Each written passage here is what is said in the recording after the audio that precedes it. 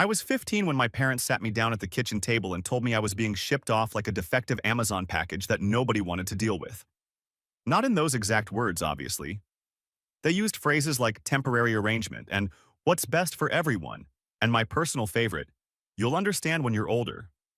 Spoiler alert, I'm older now. I understand perfectly. They wanted me gone.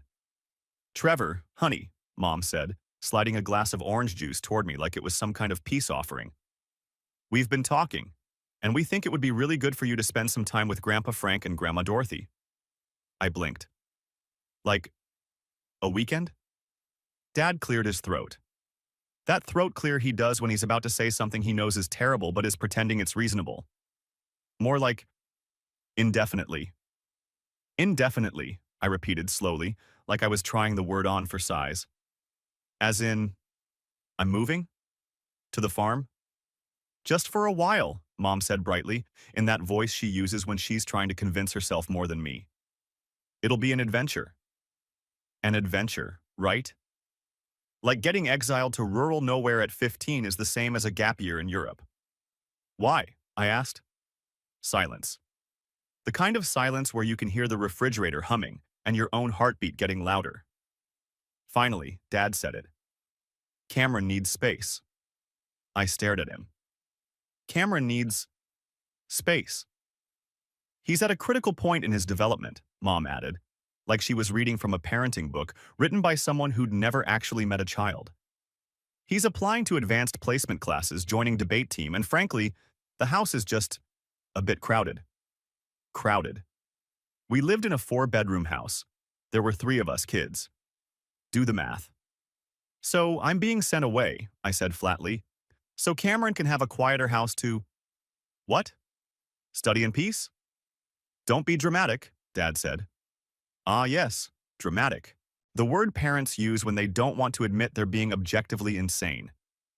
You've always been more independent, Mom continued, reaching across to pat my hand like I was a dog. She was about to surrender to a shelter. And Grandpa needs help on the farm anyway. It's a win-win. A win-win. I was being erased from my own home, and they were calling it a win-win. What about school? I asked. There's a perfectly good high school 20 minutes from the farm, Dad said. You'll be fine. What about my friends? You'll make new ones. What about Trevor? Dad's voice went firm. Final. The tone that means the conversation is over, and any further questions will be considered insubordination. This isn't a negotiation. We've already talked to your grandparents. They're expecting you next week. And that was it. No vote, no discussion, just a unilateral decision made by 2 people who were supposed to love me but apparently loved Cameron's GPA more. I went upstairs and started packing. My room, the one I'd had since I was 7, suddenly felt like a hotel I was checking out of. Posters on the walls that didn't matter anymore. A bed I wouldn't sleep in. A closet full of clothes I'd have to shove into 2 suitcases because, apparently, I was traveling light into my new life as farmhand Trevor. Cameron walked past my door, saw the suitcases, and paused. You're really going? He asked. I didn't look at him, just kept folding shirts. Guess so. That sucks, man, I laughed. Couldn't help it. A short, bitter sound. Does it, Cameron? Does it suck? He shifted uncomfortably. I didn't ask them to do this. But you didn't tell them not to either. He opened his mouth, closed it, then mumbled something about homework and disappeared into his newly spacious, distraction-free sanctuary. That night, I heard my parents talking in the living room. I was supposed to be asleep, but I'd come downstairs for water and stopped when I heard my name. Do you think we're doing the right thing? Mom's voice, soft and worried. He'll be fine, Dad said. Frank will toughen him up, and Cameron really does need the focus. His teachers say he's Ivy League material. I just feel bad. Don't. Trevor's always been the resilient one. He doesn't need us the way Cameron does. I stood there in the dark hallway, holding an empty glass and realized something. They actually believed that. They actually thought I needed them less because I complained less. Because I didn't demand private tutors or throw fits when I didn't get the new Xbox. Because I was the easy kid. And being easy meant being disposable. I went back upstairs, got into bed, and stared at the ceiling until the sun came up. A week later, Dad drove me 4 hours into the middle of farming country, the kind of place where the gas stations sell live bait and the closest Starbucks is a myth, and dropped me off at Grandpa Frank's farm. The driveway was gravel. The house was old, white paint peeling in places, with a wraparound porch that looked like it had survived several wars and a few natural disasters. Behind it, fields stretched out forever. Corn, maybe? I didn't know. I was a suburban kid whose greatest agricultural achievement was not killing a cactus. Grandpa Frank stood on the porch, arms crossed, wearing overalls that looked older than me. He was tall, lean, weathered in the way people get when they've worked outside their entire lives. Grandma Dorothy stood beside him, wiping her hands on a floral apron, looking softer but no less intimidating. Dad barely got out of the car. "Hey, Frank, Dorothy." He shook their hands quickly, then turned to me. "Be good, Trevor. Listen to your grandparents. We'll call soon." He hugged me. It felt obligatory. Then he got back in the car and drove away. Just like that. No, "I'll miss you." No, "We'll visit soon." Just gone. I stood there with my 2 suitcases, staring at the dust cloud his car left behind, and felt something crack inside my chest. "Well," Grandpa Frank said, his voice gravelly and low, "you gonna stand there all day, or you gonna come inside?" I grabbed my suitcases and followed them in. The house smelled like wood and coffee and something baking. It was small, clean, but worn. The kind of place where everything had a purpose and nothing was just for show. Grandma Dorothy showed me to my room, a tiny space with a twin bed, a wooden dresser, and a window that looked out over the fields. No posters, no decorations, just space. "Bathroom's down the hall," she said. "Dinner's at 6. Breakfast is at 5:30. I blinked. 5:30 in the morning? "Farm doesn't run itself," Grandpa Frank said from the doorway. "You'll be up with me, feeding chickens, checking the cows, fixing whatever broke overnight. Every day." "Every day?" I repeated.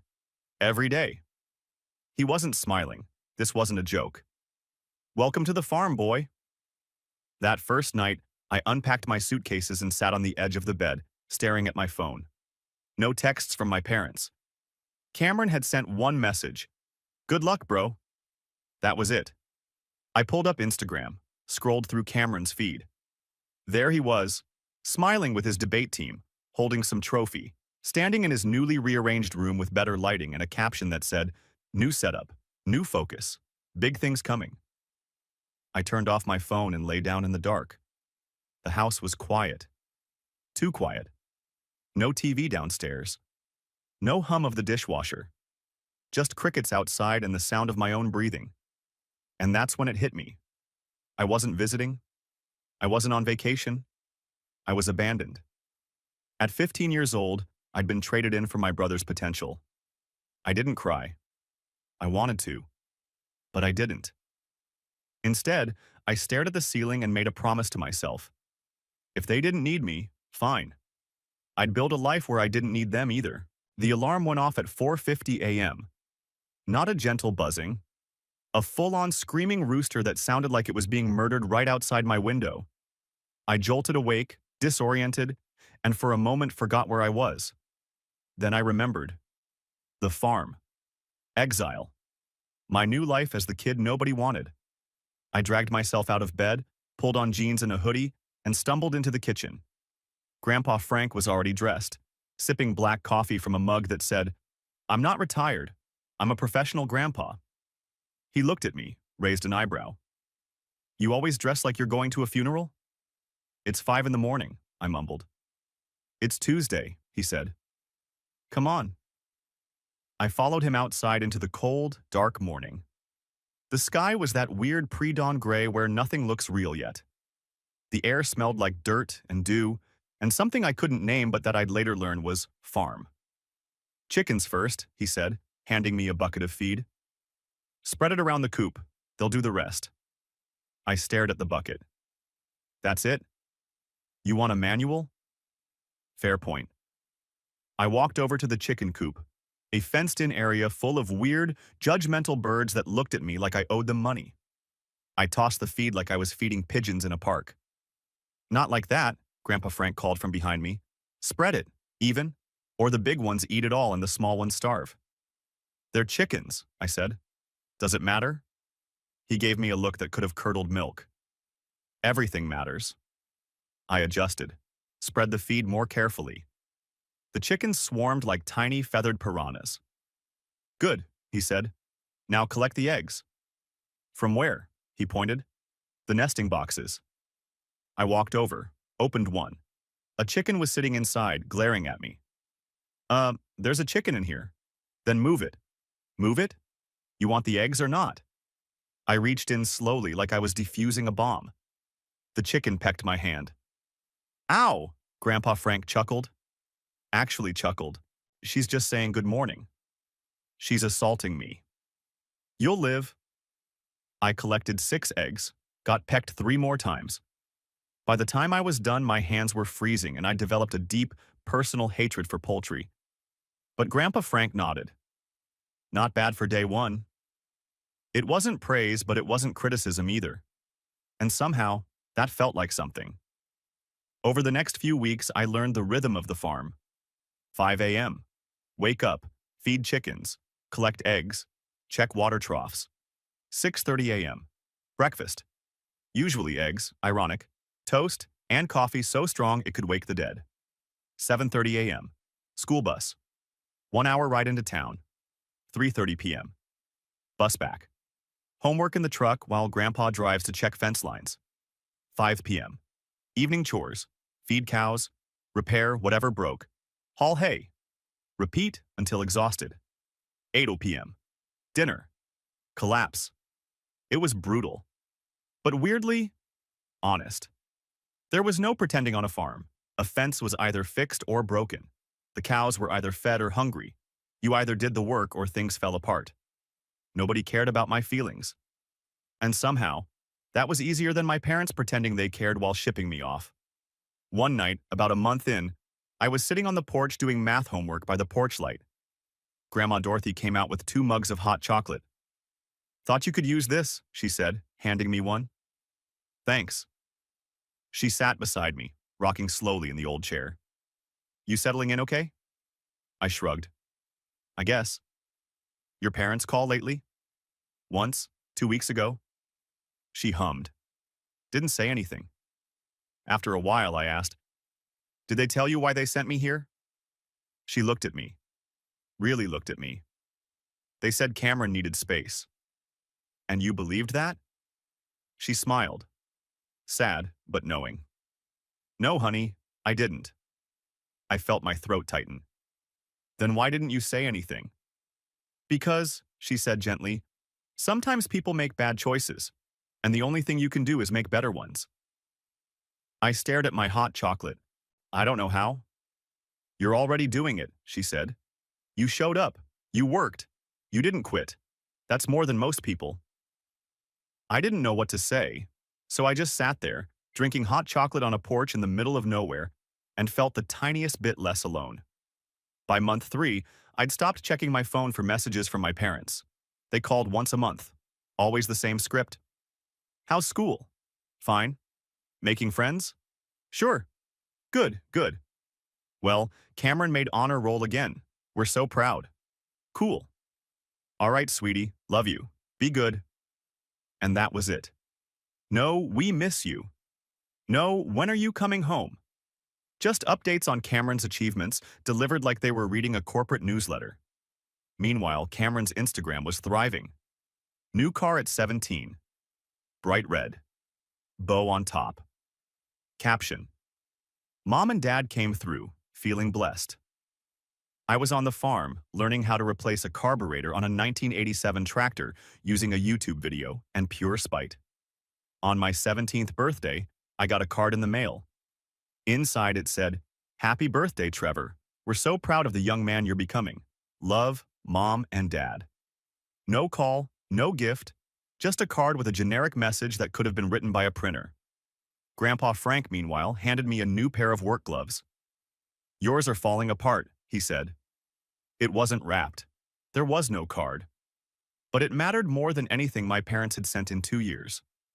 That night, I lay in bed and stared at the ceiling. And I realized something.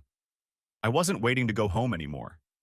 Because this, the farm, the work, the quiet, this was starting to feel more like home than anywhere I'd ever been. And that scared me. Because it meant letting go of the idea that my parents would wake up one day and realize they'd made a mistake. That they'd come back for me. That I mattered. But deep down, I already knew the truth. I didn't matter to them. Cameron did. And I was just the kid they sent away so their golden boy could shine. By the time I turned 16, I'd stopped thinking of the farm as punishment and started thinking of it as mine. Not legally, obviously, but in the way that matters, the kind of ownership that comes from bleeding into something until it bleeds back into you. I knew every fence post that leaned, every gate that stuck, every cow by name. And yes, before you ask, I absolutely named them. There was Bessie, obviously. But also Karen, she had opinions. Steve, don't ask. And one particularly angry heifer I called the IRS because she showed up uninvited and made everyone miserable. Grandpa Frank noticed the shift. One morning, while we were hauling feed bags from the truck, he said, "You're moving different." I looked at him. "What?" "You don't drag your feet anymore. You walk like you got somewhere to be." I shrugged. "Chores don't do themselves." He smiled, just barely. "No, they don't." That's when things started to change. See, up until then, I'd been following orders. Do this, fix that, feed them, check this. I was a worker, a decent one, sure, but still just following the script. Then Grandpa Frank did something unexpected. He gave me responsibility. Real responsibility. "Saturday mornings," he said one evening over dinner, "we sell eggs and produce at the farmer's market in town. I'm getting too old to haul all that by myself. You're doing it."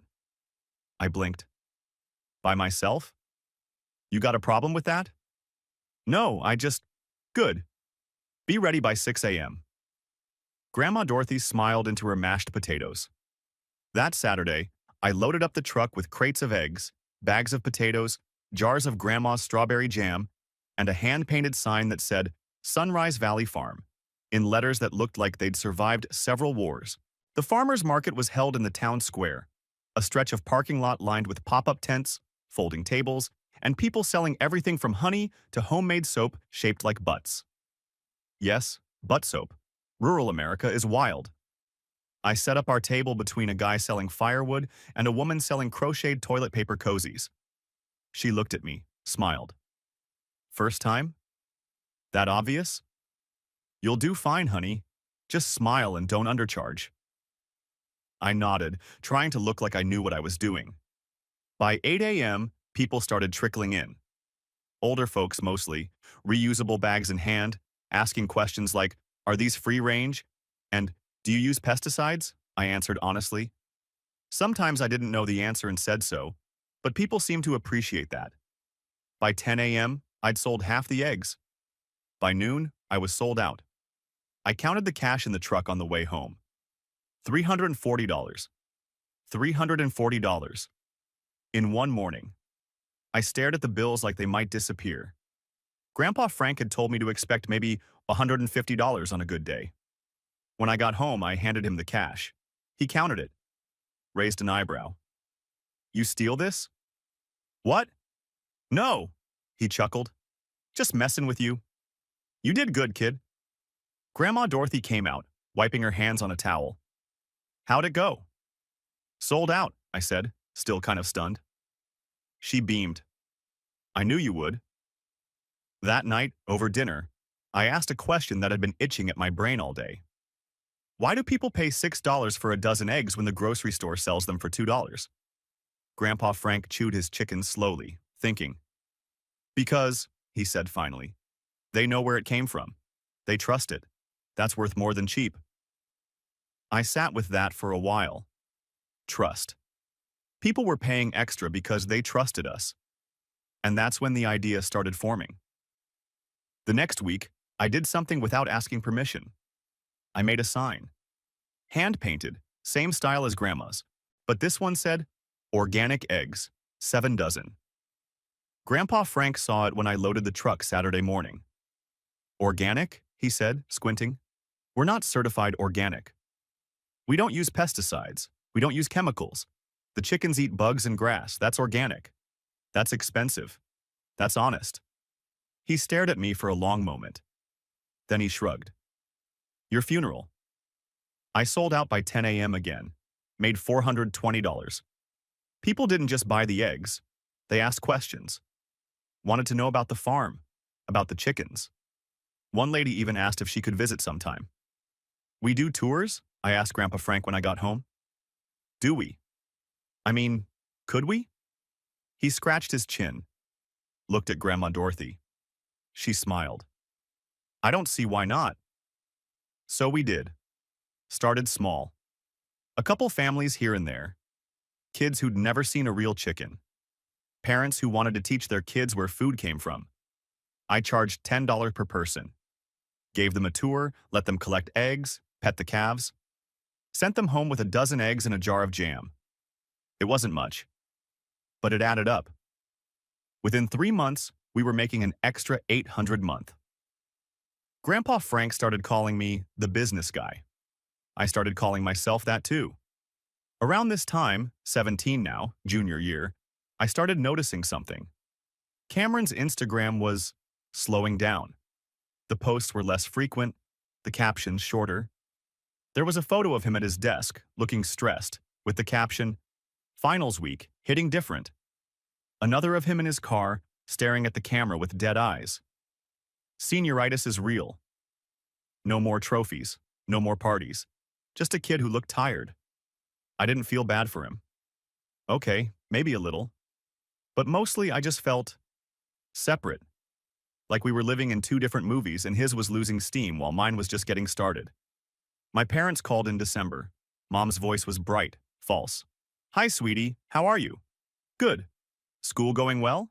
Yeah, that's great. Listen, we wanted to let you know. Cameron got into State University, early acceptance.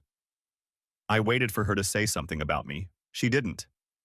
That's great, I said flatly. We're so proud. He's going to study business. Isn't that wonderful? Business. I almost laughed. Yeah, Mom, wonderful. Anyway, we're having a little celebration dinner this weekend. Just family. You're welcome to come if you want.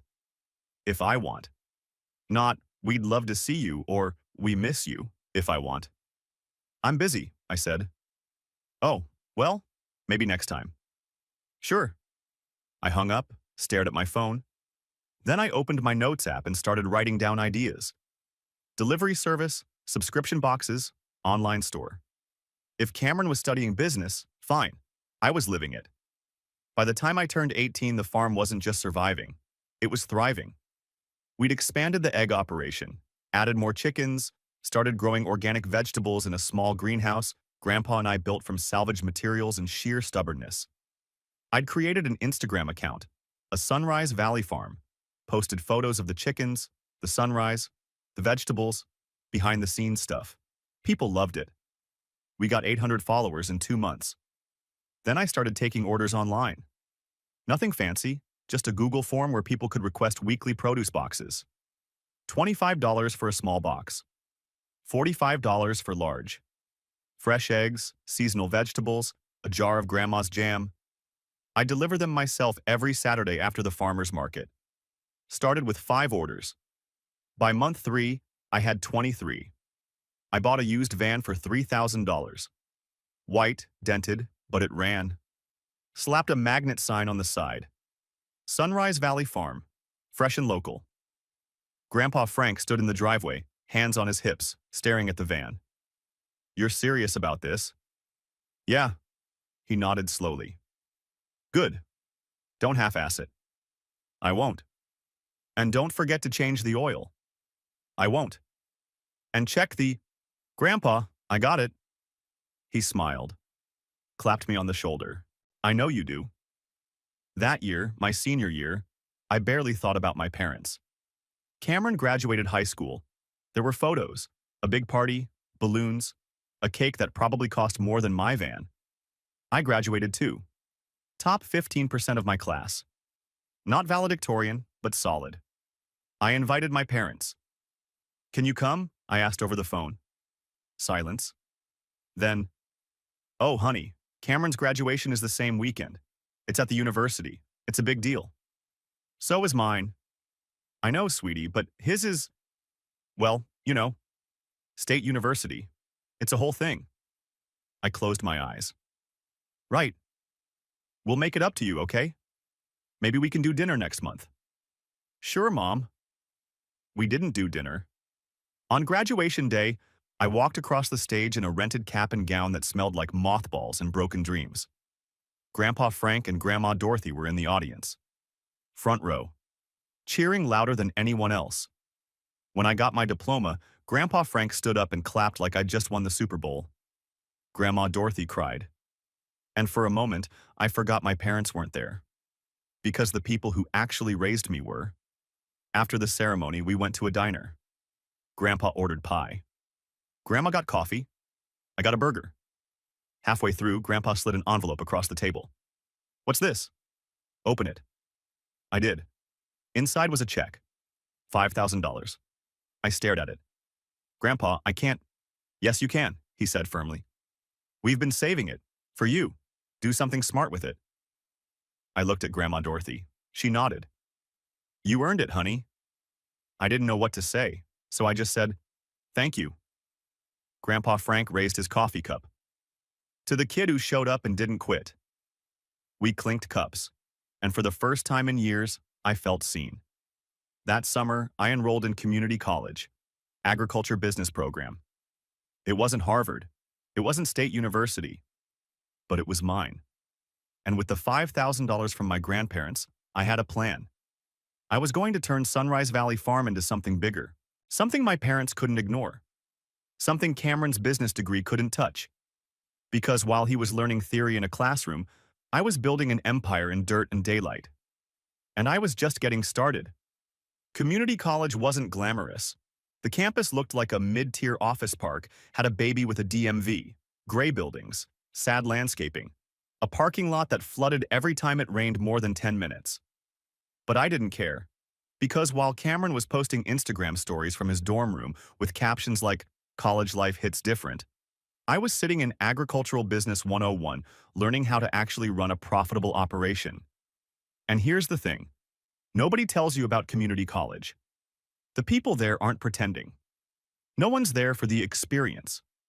No one's trying to find themselves or join a frat or figure out their personal brand. They're there to learn a skill, get a job, and pay rent. It was the most honest education I'd ever gotten. My professor, Dr. Caldwell, a woman in her 60s who looked like she'd wrestled a tractor and won, took one look at my business plan and said, "This is good, but you're thinking too small." I blinked. Too small? You're doing farmers markets and deliveries. That's fine. But if you want to scale, you need partnerships, restaurants, grocery stores, institutions. I'm 19, I said. Who's going to take me seriously? She looked at me over her glasses. The person who shows up with a product they need and a price they can afford. Age doesn't matter, results do. So I started calling restaurants. Cold calls. Awkward, sweaty-palmed, stumbling over my words cold calls. Hi, my name is Trevor. I run Sunrise Valley Farm. We specialize in organic produce and free-range eggs. And I was wondering if... Click. Most hung up. Some were polite but disinterested. One guy laughed and said, "Kid, we have suppliers. Thanks, though." But then I called a little bistro in town called the Harvest Table. The owner, a woman named Claire, actually listened. "Organic, you said?" "Yes, ma'am. No pesticides, no chemicals. Eggs from chickens that actually see the sun." She paused. "How much?" I quoted her a price. Slightly below what she was paying her current supplier, but not so low I'd lose money. "Send me samples," she said. I did. A week later, she called back. "Your eggs are incredible. I want 10 dozen a week." I almost dropped my phone. 10 dozen? Is that a problem? No, I can do that. Great, let's start next Monday. I hung up and immediately panicked. 10 dozen eggs a week meant 120 eggs. Every week. Consistently. I did the math. We'd need to expand the chicken operation, build another coop, buy more chickens. That night, I sat down with Grandpa Frank and laid it all out. I need to expand, I said. Fast. He leaned back in his chair, thinking. How much you need? About $2,000 for materials, another $500 for chickens. He was quiet for a long moment. Then he stood up, walked to the drawer in the kitchen, and pulled out a small metal box. Inside was cash. A lot of it. This is from the farm, he said. Profits from the last 2 years. Was going to use it for a new roof. But the roof can wait. Grandpa, I can't. You can, he said. And you will. Because this isn't charity. It's investment. You make this work, you pay me back. Deal? I looked at Grandma Dorothy. She nodded. Deal, I said. We shook hands. 2 weeks later, I had a second chicken coop, 50 new chickens, and a contract with the harvest table that paid 180 a week. It wasn't life-changing money, but it was steady money, and steady money meant I could plan.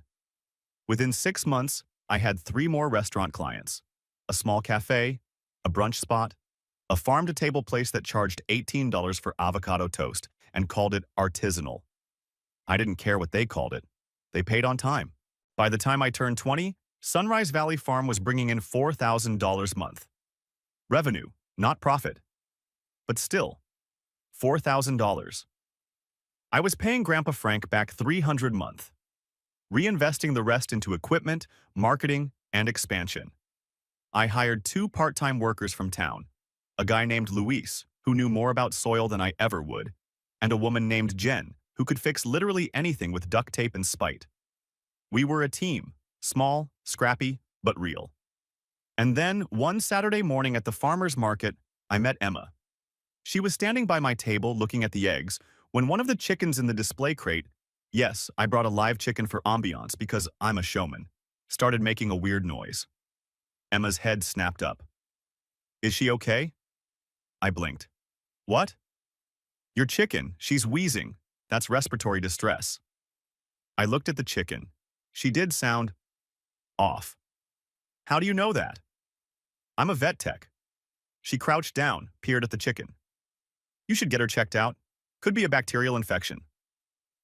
Okay, thanks. She stood up, smiled. No problem. I'm Emma, by the way. Trevor? Nice eggs, Trevor. Thanks. Nice vet knowledge, Emma. She laughed. And I swear to God it was the best sound I'd heard in years. We started talking. Not just about chickens, though there was a solid 10 minutes on poultry health that I found weirdly attractive. She told me she worked at a clinic just outside town. Loved animals. Grew up on a ranch in Wyoming. So you get it, I said. The farm thing. I get it, she said. Most people don't. Something in the way she said that made my chest feel weird. You should come by sometime, I said. The farm. See the operation. Is that your move? Inviting girls to see your chickens? Only the ones who diagnose respiratory infections at farmers' markets. She grinned. All right, I'll come by. And she did. The following Tuesday, she showed up in a truck that was older than mine, wearing jeans and boots and a flannel that made her look like she'd walked out of a country song. I gave her the full tour. Showed her the coops, the greenhouse, the fields. Introduced her to the IRS, the angry cow, who immediately liked Emma more than she'd ever liked me. You've built something real here, Emma said, looking out over the fields as the sun started setting. Trying to. No, she said. You have. This isn't just a farm. It's a business. A good one. I looked at her. Thanks. She looked back. And that's when I knew. This was someone who saw me. Not as the kid who got sent away, not as Cameron's brother, just me. We started dating a week later. It was easy, comfortable. Like we'd known each other way longer than we actually had.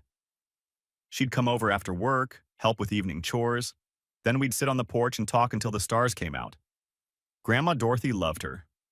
Grandpa Frank said, and I quote, "She's got a good head on her shoulders. Don't screw it up." Romantic. Around this time, I was 21 now, something happened with Cameron. He posted a photo on Instagram. Just him, sitting in his childhood bedroom, looking exhausted. The caption? Taking a semester off. Need to regroup. No explanation, no details. Just off. I texted him. First time in months. You okay? He replied 3 days later. Yeah, just burnout. College isn't what I thought it'd be. I didn't know what to say to that, so I just sent, that sucks. Hope it gets better. He didn't reply. A week later, my mom called. First time in almost a year. Trevor, hi, how are you?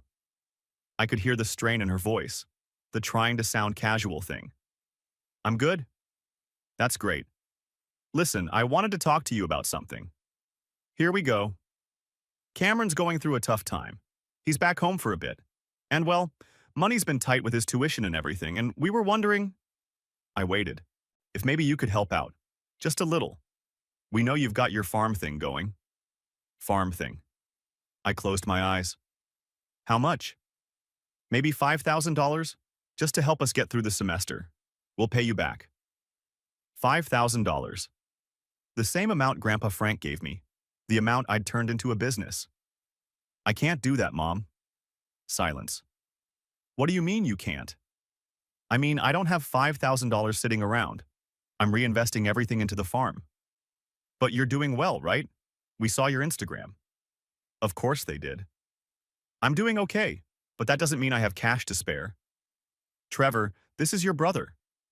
And you're my parents, who sent me away at 15 so he could have space, remember? Another silence. Longer this time.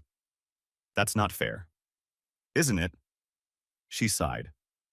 Fine, we'll figure it out. She hung up. I sat there, staring at my phone, feeling a mix of guilt and anger and something else I couldn't name. Emma found me on the porch an hour later.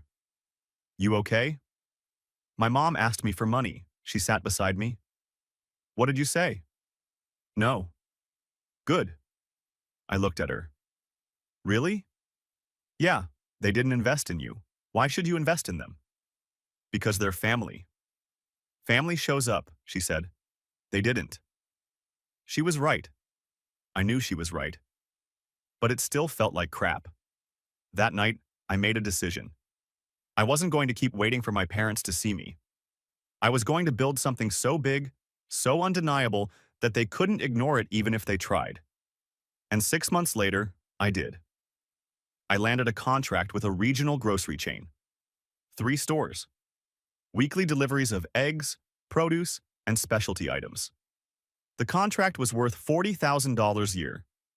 I read the email 3 times to make sure it was real. Then I called Grandpa Frank. We did it, I said. Did what? We got the grocery contract. There was a pause. Then I heard him laugh. Actually laugh. Well, I'll be damned. That year, Sunrise Valley Farm brought in $120,000 in revenue. After expenses, salaries, and reinvestment, I cleared $35,000 in profit. I paid Grandpa Frank back every cent he'd loaned me. He tried to refuse. I made him take it anyway. This is yours, I said. You earned it. He looked at the check, then at me. No, son, he said quietly. You did. That Christmas, my parents sent a card. Generic, impersonal. No mention of the farm, no acknowledgement of anything I'd built. Just, Merry Christmas, love, Mom and Dad. I threw it in the recycling, because I didn't need their approval anymore. I had something better. I had proof. I was 25 when my parents showed up unannounced. Emma and I were in the greenhouse transplanting tomato seedlings when I heard a car pull into the driveway. Not just any car. My dad's SUV. I looked at Emma. She looked at me. You invite them? Hell no. We walked outside. My parents were standing by their car, looking around like they'd accidentally driven onto a movie set. Because the farm didn't look like it did when I was 15. There were 3 greenhouses now. The old barn had been renovated. New fencing, solar panels on the roof, a proper sign at the entrance. Sunrise Valley Farm, Esther 1987. My mom saw me first. Trevor! She hurried over, arms open for a hug. I didn't move. She stopped, dropped her arms awkwardly. Hi, Mom. Hi, sweetheart. It's so good to see you. You look healthy. Healthy? Cool. Dad walked up, hands in his pockets. Hey, son. Dad. Silence. Emma squeezed my hand. I'll be inside if you need me. She left. Smart woman. Mom cleared her throat. So, we've been hearing things. About the farm. About how well you're doing. From who? Cameron mentioned it. He saw something online. Of course. And we thought, Dad said, that we should come see for ourselves. After 10 years, Mom flinched. It hasn't been 10 years. Close enough. Another uncomfortable silence. Then Dad changed tactics, went into impressed parent mode. This place looks incredible, Trevor. Really. You've done something special here. Thanks. How much are you pulling in annually, if you don't mind me asking? Of course, that's what he wanted to know. Enough. We're just curious, Mom said quickly. We're proud of you. Are you? She blinked. Of course we are. Funny, I don't remember you being proud when I graduated high school, or when I started the business, or any time in the last decade. That's not fair, Dad said. Neither was sending me away at 15. He looked away. Mom's eyes got watery. We made mistakes, Trevor.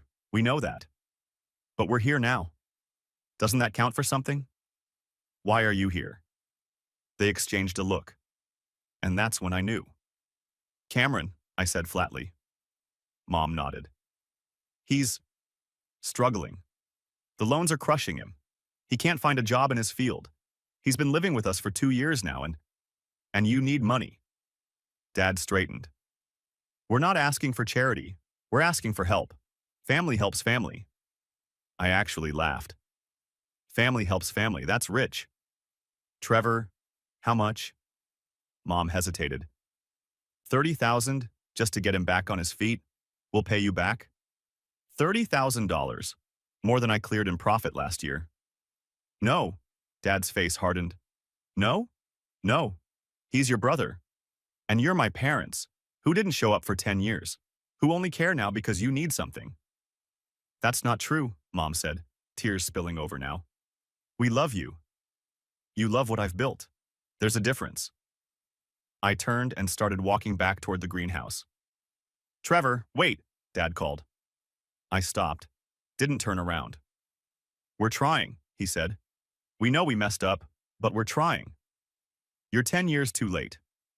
I kept walking. They left 20 minutes later. Didn't say goodbye, just drove away. Emma found me sitting on the porch, staring at nothing. You okay? Yeah, she sat beside me. That was hard. It was necessary. She nodded. Didn't push. After a while, she said, So, speaking of family. I looked at her. She smiled. How do you feel about starting one? My brain short-circuited. Wait, are you proposing? No, you're doing that. I am? You better be. I laughed. Actually laughed. Okay, yeah, I am. Good. 2 months later, I proposed. Nothing fancy, just us, on the farm, at sunset. Same place we'd stood the first time she visited. I didn't have a speech prepared, just, I love you. I want to build a life with you. Will you marry me? She said yes before I finished the question. We planned the wedding for the following spring. Small. Intimate. 80 people max. Her family.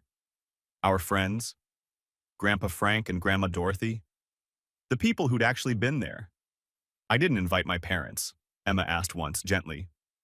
Are you sure? Yeah. No regrets? None. And I meant it. The week before the wedding, my mom called. I almost didn't answer, but I did. Trevor, hi, it's Mom. I know. Right, listen, we heard you're getting married. Yeah? That's wonderful, honey, we're so happy for you. I waited. We were wondering, are we invited? There it was. No. Silence. What? You're not invited. Trevor, we're your parents. You weren't there for my life. You don't get to be there for my wedding. That's cruel. That's honest, Mom's voice cracked. Please, don't do this. I'm not doing anything, Mom. I'm just not pretending anymore. I hung up, blocked the number, turned off my phone, and that was that. The wedding was perfect. The weather cooperated. The flowers were beautiful. Emma looked like she'd stepped out of a dream. Grandpa Frank walked her down the aisle because her dad had passed a few years back. He cried. Actually cried. When Emma reached me, she whispered, "You ready?" So ready. We said our vows under an arch made of reclaimed barnwood and wildflowers. Her vows made me cry. Mine made her laugh. And when we kissed, the crowd erupted. 80 people who actually loved us. Not one empty chair. Not one person we had to beg to show up. Just love. During the reception, Grandpa Frank gave a toast. "I met Trevor when he was 15, he said, voice steady despite his age. Angry, hurt, lost, and I watched him become the man standing here today. Not because of his parents, in spite of them." He raised his glass. "To Trevor and Emma, may your foundation be stronger than the one you were given." Everyone drank. I hugged him. He whispered, "Proud of you, son." I whispered back, "I know." Later that night, after the dancing and the cake and the chaos, Emma and I stood alone on the porch of the farmhouse. The lights were strung up. The music was faint. The stars were out. "Think they'll ever forgive you?" she asked. "Maybe, but I don't need them to." "Good." She kissed me. And in that moment, I realized something. I'd spent so much of my life waiting to be seen by people who were too busy looking at someone else. But I didn't need to be seen anymore. I'd built a life, a farm, a family. And I'd done it without them. The Monday after the wedding, I posted one photo to Instagram. Emma and I, standing in front of the barn, smiling. The caption was simple: built a life, built a family. Built it all without the people who said I couldn't. Grateful for the ones who stayed. It got 3,000 likes. But the best part? Cameron commented. Just 3 words. Happy for you. And for the first time in 10 years, I believed him. Not because he'd changed, but because I had. I didn't need revenge, didn't need an apology, didn't need them to finally see me, because I'd already won. I'd built a life where I didn't need their light to shine. I was the sun. And they were just people I used to know. A week later, a letter arrived. From my mom. I almost threw it away, but Emma said, "Read it, just once, then decide." So I did. It was long, rambling, full of apologies and excuses and regrets. The last line said, "I know I can't undo the past, but I hope one day you'll let me be part of your future. I love you, Trevor. I always have." I folded it up, put it in a drawer. Didn't respond. Maybe one day I would, but not today. Today, I had a farm to run, a wife who loved me, and a life that was entirely, beautifully mine.